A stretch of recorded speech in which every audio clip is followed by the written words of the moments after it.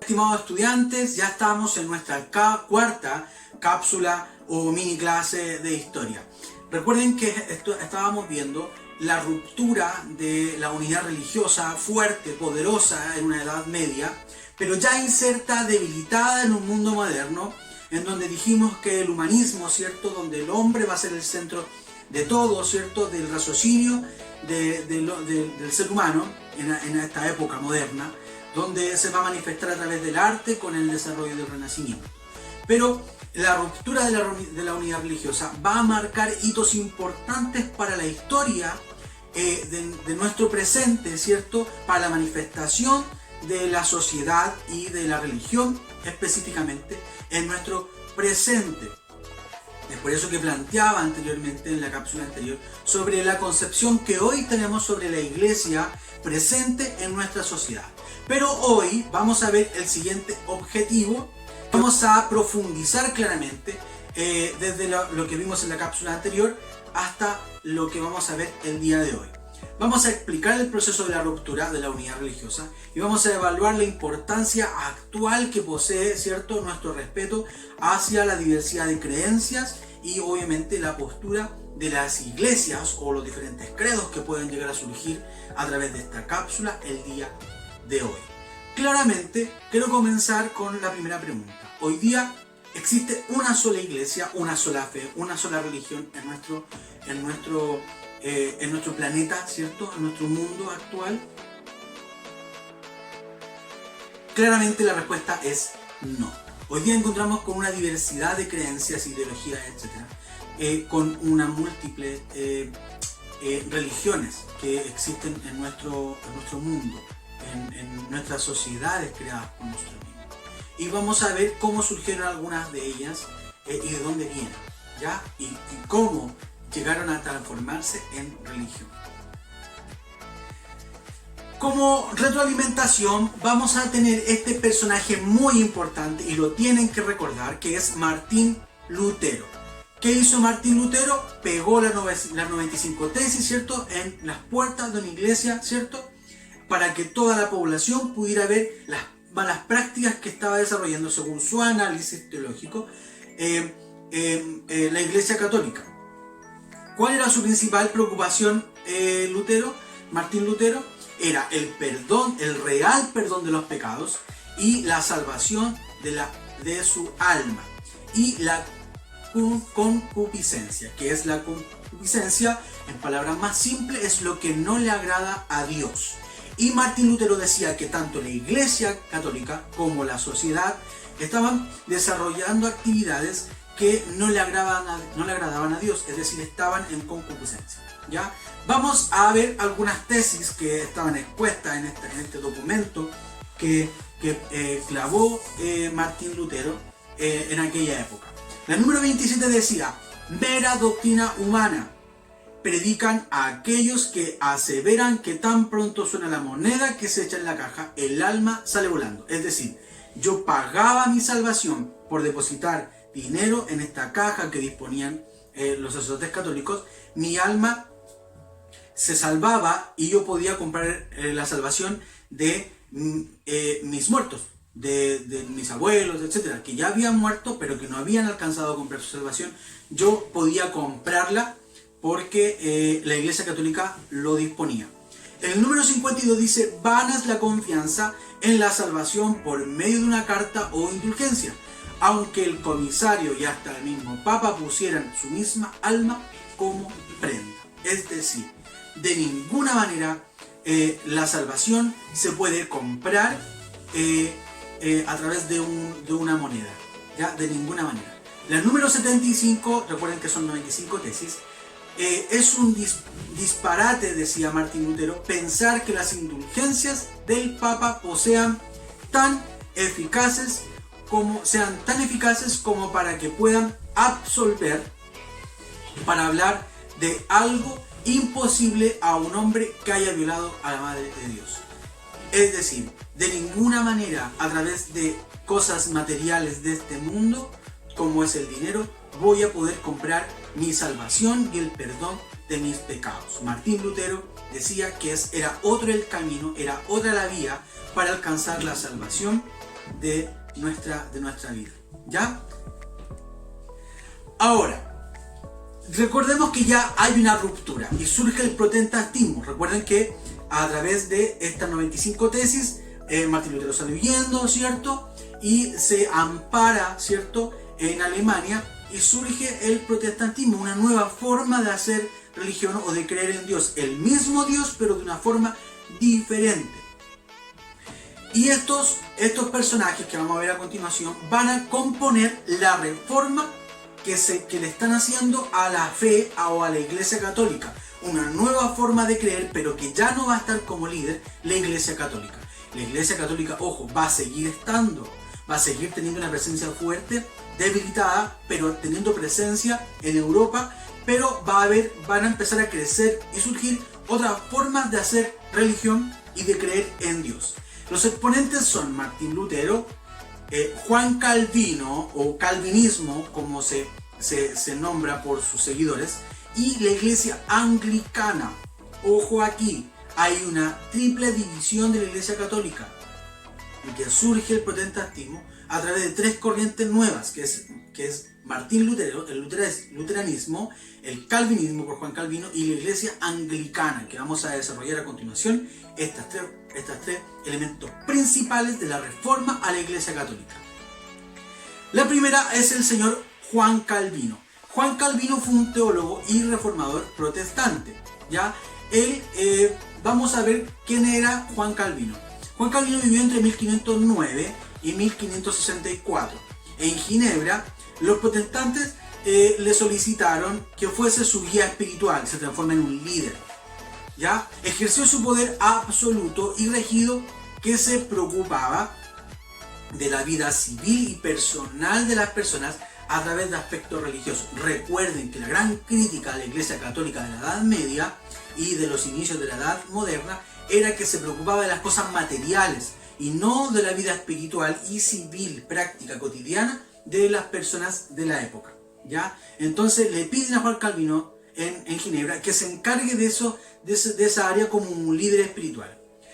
El principal postulado de Juan Calvino relacionado a la Reforma es que lo hace diferenciarse de Lutero y se separa obviamente de Lutero, tomándolo obviamente como un inicio, como una plataforma Lutero, pero se desprende de él, es la creencia de la predestinación.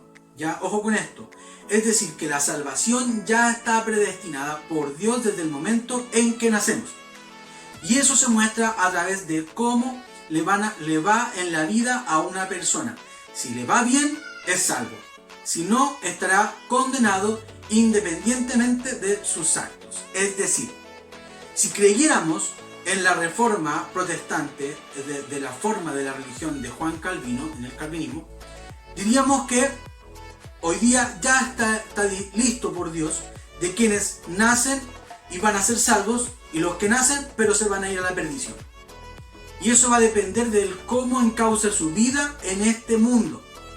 Eso es lo que exponía Juan Calvino, la predestinación. Yo nací y yo desde mi nacimiento soy salvo. Yo nací y desde mi nacimiento no soy salvo. Voy a vivir en esta vida, pero yo no voy a ser salvo. O sí lo voy a hacer. ¿Ya? Eso exponía Juan Calvino. Luego tenemos el anglicanismo. Enrique VIII, entre 1491 y 1547. Pongan atención en esto porque es bien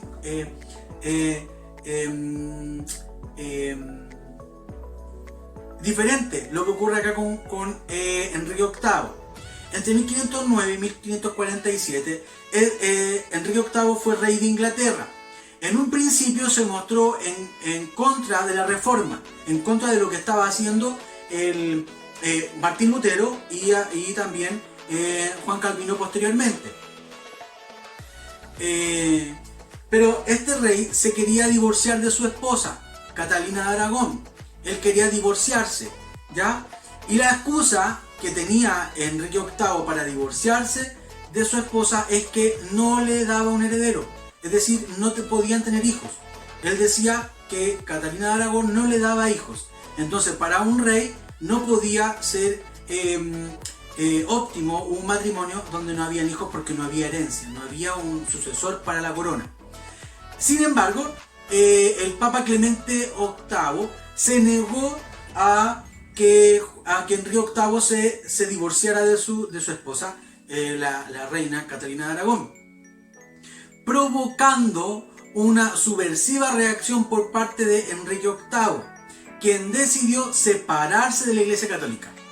Dijo, ya tenemos antecedentes, que la Iglesia Católica está débil, Martín Lutero se separó de la Iglesia Católica y siguen creyendo en Dios, y yo necesito divorciarme, por lo tanto voy a crear una nueva iglesia.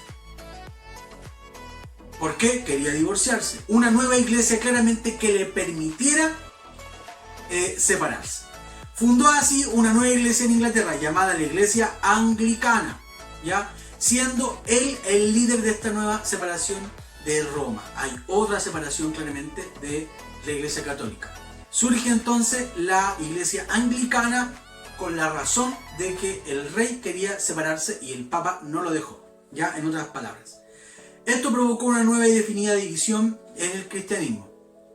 A pesar de que los fundamentos de Enrique VIII fueron más bien de conveniencia personal, ya, porque eso fue lo que ocurrió, como dije anteriormente, a diferencia de la profundidad teológica que tenían los argumentos de Juan Calvino, claramente, y obviamente de Martín Lutero, que fue el iniciador de toda esta revuelta religiosa o de la fe cristiana. Pero la Iglesia Católica no se quedó calmada, no se quedó con la reforma y con lo débil que estaba. Debían de inaugurar algunas estrategias para poder retomar la fortaleza y la solidez que tenían como Iglesia Católica. Es por eso que se crea un fenómeno que se llama la contrarreforma, en contra de lo que nos está haciendo Juan Calvino, Martín Lutero, la Iglesia Anglicana, para poder retomar de nuevo todos los creyentes que tenía la Iglesia Católica. Es por eso que en 1547 el Papa Paulo III convocó al Concilio de Trento, lugar donde se desarrolló en Trento, porque él quería reconciliar a protestantes con católicos. Él quería que volvieran a unificarse estas divisiones con la Iglesia Católica. Y hoy claramente con esto iba a impedir que estas nuevas ideas de la religión se propagaran por todo el continente europeo, ¿cierto? Y traspasaran fronteras. Pero esto no fue posible, ¿ya? Por esto en que en 1563 decidieron las siguientes estrategias para poder ir en contra de la reforma que se estaba dando en Europa. Entonces se toman las siguientes decisiones. La Biblia y las tradiciones católicas son las revelaciones de Dios. Eso como algo instaurado en la mente de un religioso, de un cristiano católico. El segundo eje es que además de la fe es necesario hacer buenas obras para la salvación. Yo no solamente tengo que creer para ser salvo, sino que también tengo que hacer cosas en esta vida que me aseguren la salvación. Es decir, hacer buenas obras, ¿ya? Obrar bien. Lo tercero, el pecado original, que viene desde Adán y Eva, existe y es borrado con el bautismo. Es decir, yo nazco con el pecado original, que es de Adán y Eva, ¿cierto? Pero cuando la Iglesia Católica me bautiza, se me borra ese pecado original y soy una nueva criatura, soy un nuevo hombre sin pecado. Y comienzo mi vida sin pecado y intentando no cometerlos. Lo otro es que los 7 sacramentos son obligatorios. El bautismo, el matrimonio, primera comunión, etc. Los que conocemos hasta el día de hoy como los 7 sacramentos de la Iglesia Católica. Y por último, los católicos deben rendir culto a la Virgen y a los santos y obedecer al Papa como representante de Dios. Esto aún se hace. La Iglesia Católica reconoce como divinidades a la Virgen María, a los santos y al Papa como un representante, como un vicario de Dios, que es un representante de Dios en la tierra, ¿ya? La medida del Concilio de Trento, vamos a ver, para enfrentar a los protestantes del concilio. El concilio es una reunión católica, ¿ya? Para que entendamos bien que es un concilio, es una reunión donde están los más altos rangos de la Iglesia Católica junto al Papa, claramente, para tomar decisiones en pos de ir en contra de la reforma que se estaba propagando en Europa.